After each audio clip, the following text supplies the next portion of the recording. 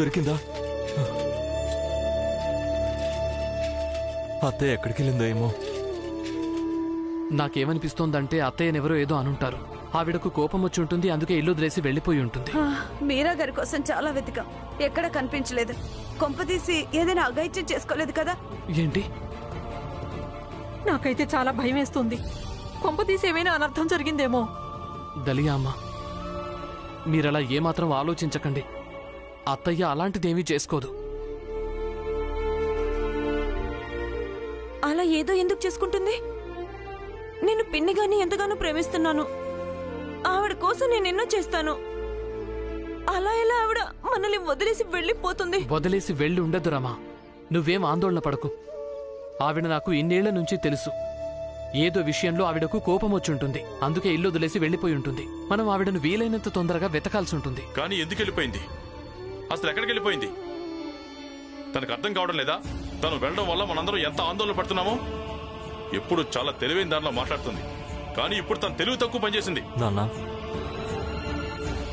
అత్తయ్య కోపం రావడానికి కూడా హక్కు ఉంటుంది కదా. మనకు కూడా కోపం వస్తుంటుంది. అత్తయ్య కూడా కోపం వచ్చింది, దొరుకుతుంది. మనం వెతుకుతాం కదా భీమ్, వెతుకుతాం పదా. పొద్దున్నుంచి వెతుకుతున్నాం, ఇప్పుడు ఎక్కడని వెతుకుతాం? రమా, ఏడవకు.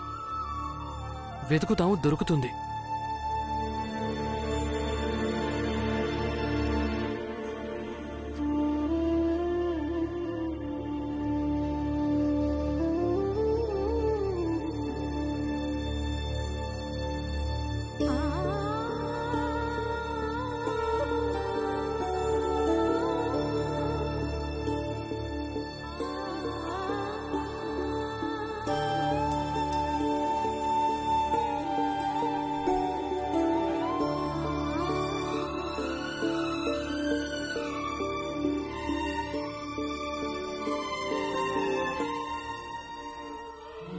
మీరే అంటుంటారు కదా నేను మీ వదిన కాదు చెల్లినని.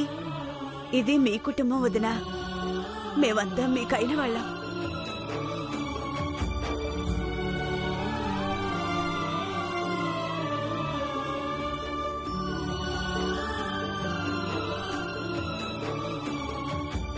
మేమందరం ఉన్నా కూడా మీరు ఇలా చేయడానికి వీల్లేదు. కానీ మీ విషయంలో మాకు కూడా కొంత కర్తవ్యం ఉంది.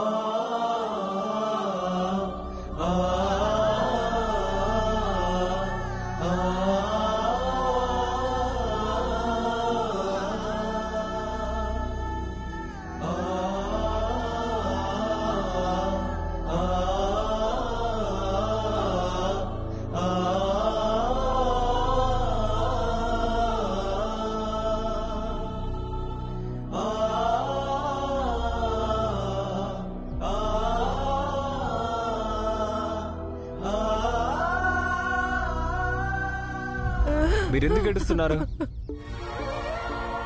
ఏడవకండి.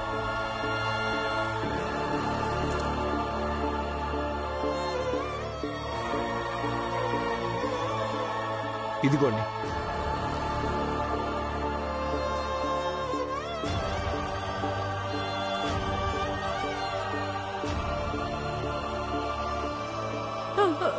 మీరు ఏడవకండి. ఏ ముసలే, నువ్వెక్కడి నుంచి వచ్చావా? ఎక్కడి నుంచి వచ్చిందో ఏమో, అందరి డబ్బులు లాక్కుంటుంది. వెళ్ళిపో ఎక్కడి నుంచే. ఇక్కడ మేము ముష్టి అడుక్కుంటాం, వెళ్ళిపో ఇక్కడి నుంచి. నన్ను ఎక్కడి నుంచి వెళ్ళగొట్టకండి. నేను ఎక్కడికి వెళ్తాను? మీరంతా ఎలా అయితే ఒకరి మీద ఒకరు ఆధారపడి బతుకుతారో అలాగే నేను బతుకుతాను. ఒకవేళ బతకలేకపోతే చనిపోతాను. కానీ నేను ఇక్కడి నుంచి ఎక్కడికి వెళ్ళను. నాకేదైతే ఉందో అదంతా దూరమైంది. భీమాబాయ్, అన్నయ్య, ఆనందరమ్మ, భీమ్ అందరూ నన్ను ప్రాణంగా ప్రేమిస్తారు. కానీ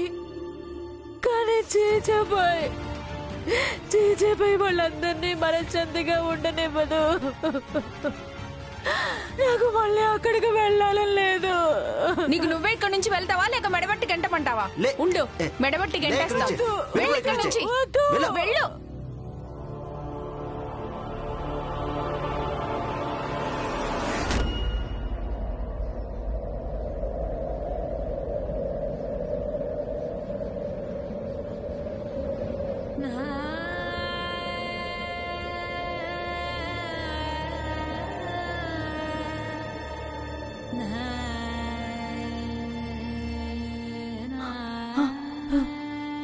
వద్దు, ఇంకా రమాకు ఏం చెప్పొద్దు. నువ్వు నువ్వు నన్ను చూసావని నేను ఇక్కడి నుంచి చాలా చాలా దూరంగా వెళ్ళిపోతాను. చాలా దూరంగా వెళ్ళిపోతాను. ఆ ఇంట్లో భీమ్ ఇంకా రమే కాకుండా మీకైన వాళ్ళు ఇంకొకరు కూడా ఉన్నారు, లక్ష్మి. ఇక ఇప్పుడు మీరు మాకు దూరంగా వెళ్ళాలని లక్ష్మి కూడా కోరుకోవడం లేదు పిన్ని. ఇంటికి రండి పిన్ని. వద్దు, నీకు ఇంకా జీజాబాయికి భారంగా మారడం ఇష్టం లేదు. నా కారణంగా రమా ఇంకా భీమ్ జీవితాలు నాశనం కానివ్వను. నేను ఎటైనా దూరంగా వెళ్ళిపోతాను. వద్దు, అంత మాట అనకండి పిన్ని, అంత మాట అనకండి. మీరు నన్ను క్షమించండి. అసలు నేను వేటికని క్షమాపణ చెప్పాలో నాకు తెలియడం లేదు. ఏ విషయంలో క్షమాపణ చెప్పాలి? నేను మిమ్మల్ని మాటికి మాటలు అన్నానా? మీరు ముసలి వాళ్ళు అయిపోయారు. ఇక నా ఎదురుగా నా జీవితం మొత్తం అలాగే ఉంది. ఈ చావడం గురించి నా దగ్గర మాట్లాడకండి. లేక ఈ విషయంలోనా నేను మీతో అమర్యాదగా ప్రవర్తించేదాన్నా? మీ మర్యాద రేఖల్ని గీసుకొని అందులోనే ఉండడం నేర్చుకోండి. ఎందుకంటే అది మీకే మంచిదవుతుంది. లేదంటే ఏదో ఒక రోజు మీరు 2 ఊతకర్రల్ని లాగేశానంటే మీరు నడవడానికి కూడా పనికిరారు. కానీ మీరు నన్ను జీవితం అంతా జాగ్రత్తగా చూసుకున్నారు. కానీ నేనేం చేశాను? నేను మీ విషయంలో ఎలా వ్యవహరించానంటే అలా ఎవ్వరూ తమ శత్రువులతో కూడా ప్రవర్తించరేమో. నాకు గుర్తుంది, నేను కడుపుతో ఉన్నప్పుడు అప్పుడు మీరు ఏదో ఒక రకంగా డబ్బులు కూడబెట్టి నా కోసం కొబ్బరి బొండం తీసుకొచ్చేవాళ్ళు. ఇదిగో లక్ష్మి, కొబ్బరి నీళ్ళు తాగు.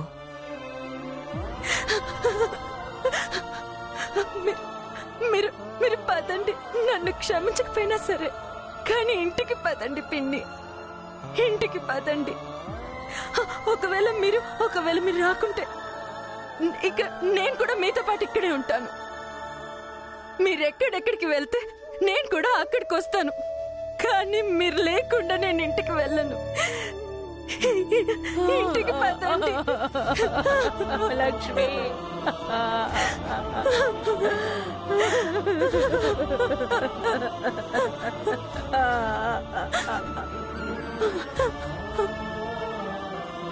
అత్తయ్య, అత్తయ్య, అత్తయ్య, అత్తయ్య. పిన్ని మీరు బానే ఉన్నారా? అయినా మీరు మమ్మల్ని ఇలా వదిలేసి ఎందుకు వచ్చారు? అత్తయ్య, మిమ్మల్ని చూసుకోవడంలో ఏం లోడ్ చేశామని? అత్తయ్య మిమ్మల్ని ఎవరిని ఏదైనా అన్నారా?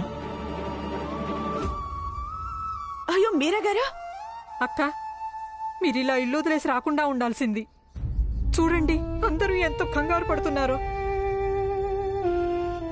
ఇక మీరందరూ ఆలస్యం చేయకండి, పిన్ని గారిని ఇంటికి తీసుకురండి.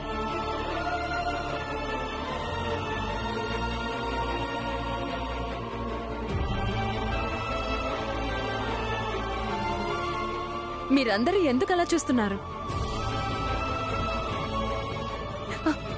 ఇది నేనే పిన్ని గారిని ఇంటికి తీసుకెళ్దాం అంటున్నాను.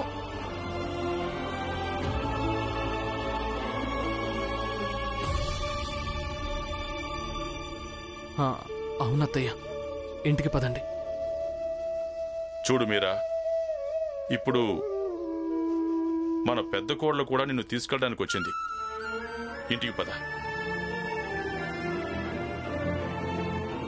అవునత్తయ్య, చూడండి మీ అన్న కొడుకులిద్దరూ అలాగే 2 కోడళ్ళు వచ్చారు. పదని ఇంటికి వెళ్దాం.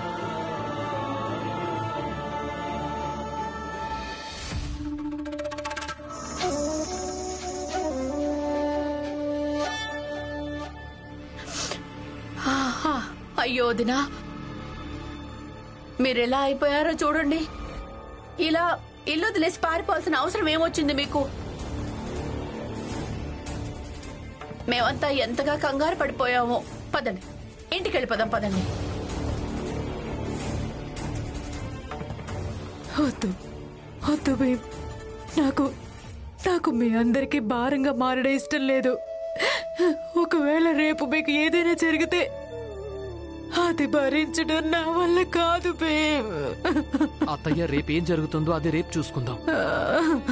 కానీ ఒకవేళ మీరు ఈ రోజు ఇంటికి రాలేదంటే ఈ రోజు అది మాకు చాలా చెడ్డదవుతుంది. మేమందరం మమ్మల్ని మేము క్షమించుకోలేం.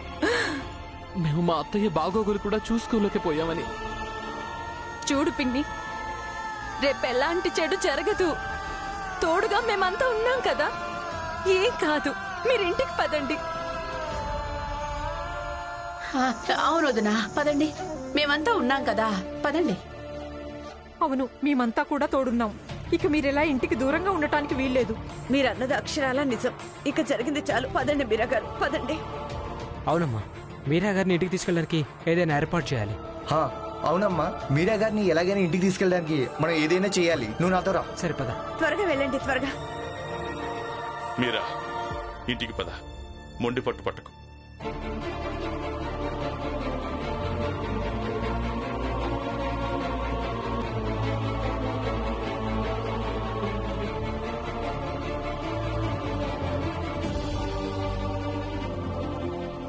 ఆగు జీజాబాయ్.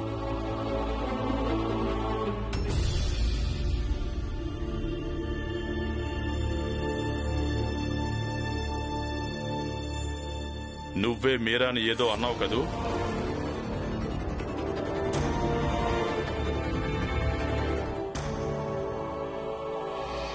నాకు తెలీదు నేను నీకు ఎంత మంచి భర్తను కాగలిగాను. అలాగే బహుశా నాకు తెలుసుకోవాలని లేదేమో, కానీ ఒక్కటి మాత్రం చెప్పగలను. నేను నీ గురించి బెంగపడతాను. అందుకే నువ్వు చేసే ఫోన్లకి నేను బాధపడతాను కూడా. కానీ నేనేదైతే చేస్తానో బాగా ఆలోచించిన తర్వాతే చేస్తాను. నా ఇంట్లో నువ్వు కూడా ఉన్నావని. అందుకే ఏదైనా చేయడానికి ముందు ఈ మాత్రం ఖచ్చితంగా ఆలోచించు. మనిద్దరి మధ్య ఏ బెంగ ఉందో అది ముగిసిపోతుందేమో. ఒకవేళ అది ముగిసిపోతే తరువాత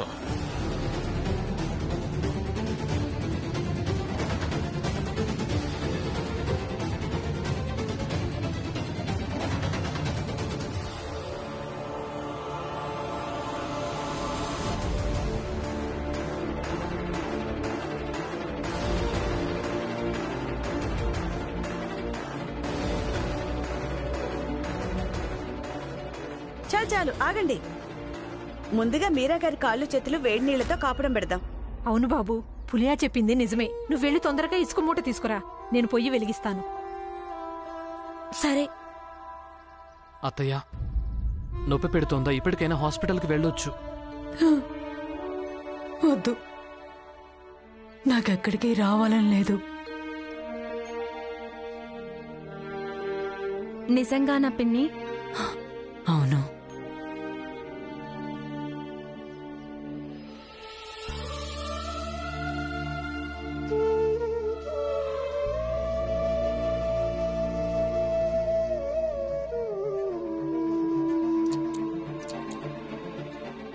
ఇది నా జీతం. అలా ఏం చూస్తున్నావు లక్ష్మి? కొంచెం నవ్వు. అయినా నీ భర్త కుటుంబంతో నీకు ఎలాంటి సంబంధం లేదు కదా. ఇక నీకు దేంతో సంబంధం ఉందో అదే ఇచ్చేశాను.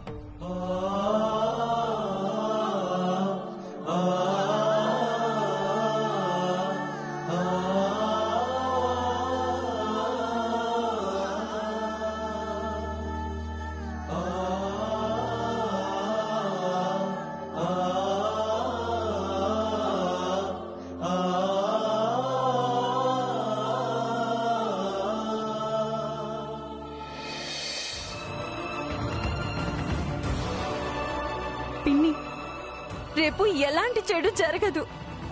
తోడుగా మేమంతా ఉన్నాం కదా, ఏం కాదు. మీరు ఇంటికి పదండి.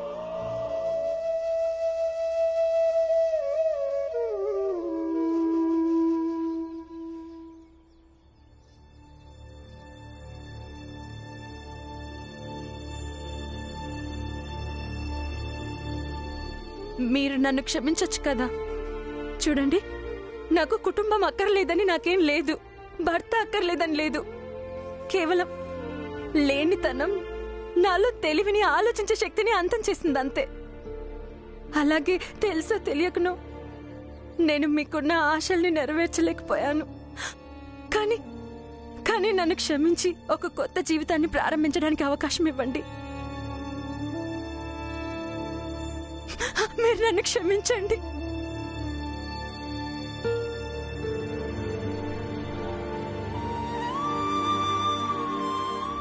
లక్ష్మి, నేనిక్కడ కూర్చొని ఆలోచిస్తున్నప్పుడు నాకు ఆ క్షణం గుర్తొచ్చింది. నువ్వు అక్కడ అత్తయ్య గురించి ఎలా బెంగపడ్డావో. ఈరోజు మొదటిసారి నీ కళ్ళల్లో అత్తయ్య మీద ప్రేమను చూశాను. చాలా సంతోషంగా ఉంది లక్ష్మి. నువ్వు చూసే ఉంటావు నేనెలా చిరునవ్వు నవ్వాను.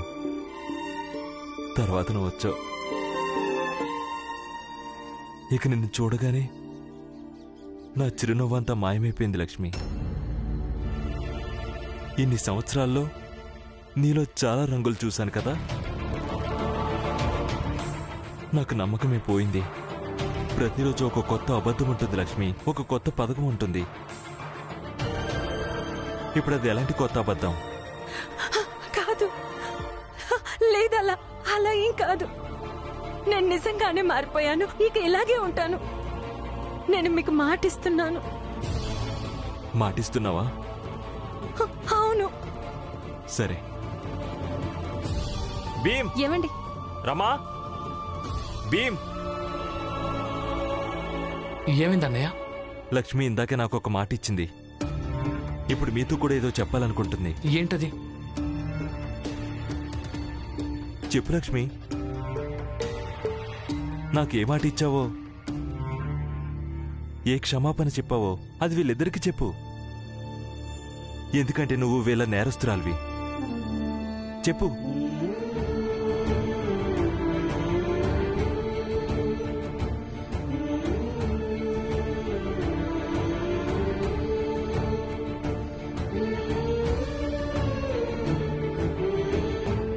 నన్ను క్షమించండి. ఈ రోజు వరకు ఏదైతే చేశాను అందుకు నేను క్షమాపణ చెప్తున్నాను.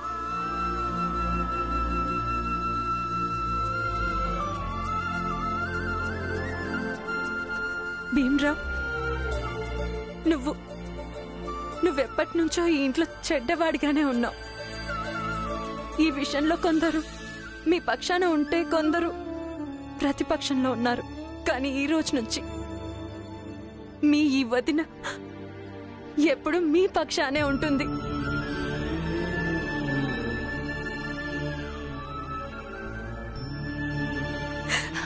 నా తోటి కోడలికి తోడుగా ఉంటుంది. ఏమన్నావు?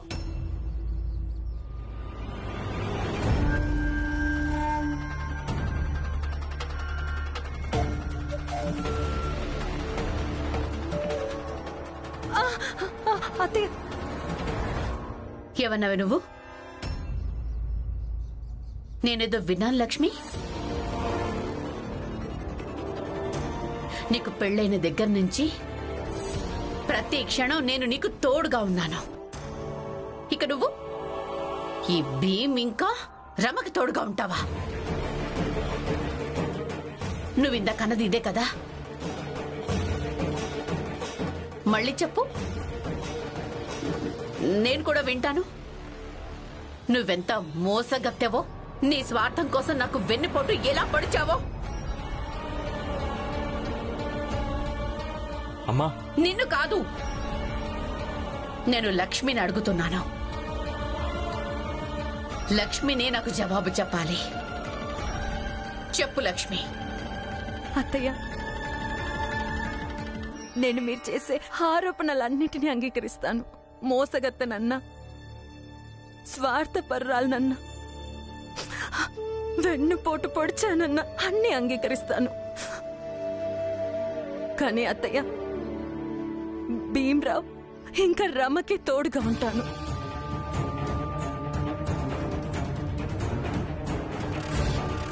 అంటే ఏంటి నువ్వు? ఈ రమలాగే